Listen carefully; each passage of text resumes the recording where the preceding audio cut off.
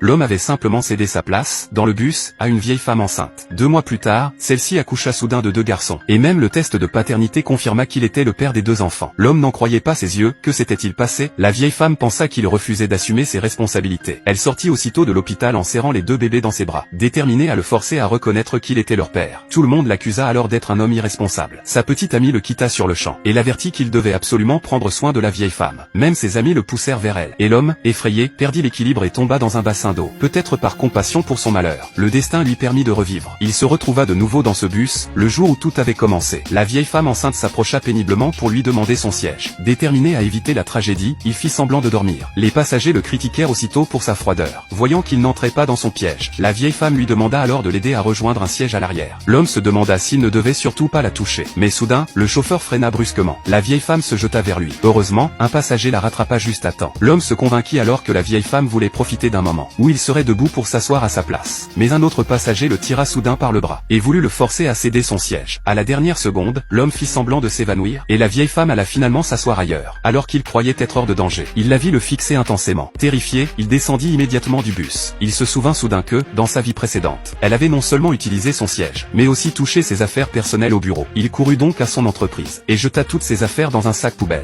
Mais l'instant d'après, la vieille femme apparut vraiment au bureau. L'homme en resta stupéfait. Pour lui échapper, il donna sa démission à son manager. La vieille femme, elle, ne semblait pas du tout concernée, comme si elle était certaine qu'il ne pourrait jamais lui échapper. Elle lui prit la main et se mit à l'appeler « mon mari ». Tout le monde crut alors que l'homme avait perdu la tête. Comment pouvait-il quitter la fille d'un milliardaire pour épouser une vieille femme? Même ses amis pensèrent qu'il avait trompé sa petite amie et l'accusèrent de fuir ses responsabilités. Il se rappela alors qu'eux aussi l'avaient calomnié dans sa précédente vie. Il comprit que ses amis devaient être liés à cette affaire. Mais la vieille femme ressentit soudain des douleurs, elle allait accoucher. L'homme se dit que, cette fois, n'ayant pas cédé sa place, elle ne pourrait certainement pas mettre au monde ses enfants. Pourtant, à l'hôpital, elle donna de nouveau naissance à 2 garçons. Même sa petite amie trouva que les enfants lui ressemblaient. Elle le gifla immédiatement et rompit sur le champ avant d'annoncer publiquement que son nouveau petit ami n'était autre que l'ami du jeune homme. Pour se défendre, l'homme arracha un de ses cheveux et demanda à une infirmière de lancer un test de paternité. Il était persuadé qu'il n'avait aucun lien avec la vieille femme. Alors que son ami tentait de partir, il le retint. Personne ne devait quitter la pièce avant les résultats. La vieille femme, informée du test, restait pourtant parfaitement confiante. Même face aux avertissements de l'homme, elle n'avait pas la moindre peur et exigeait encore qu'il assume ses responsabilités. Le rapport arriva enfin. En découvrant le résultat, l'homme resta figé de stupeur.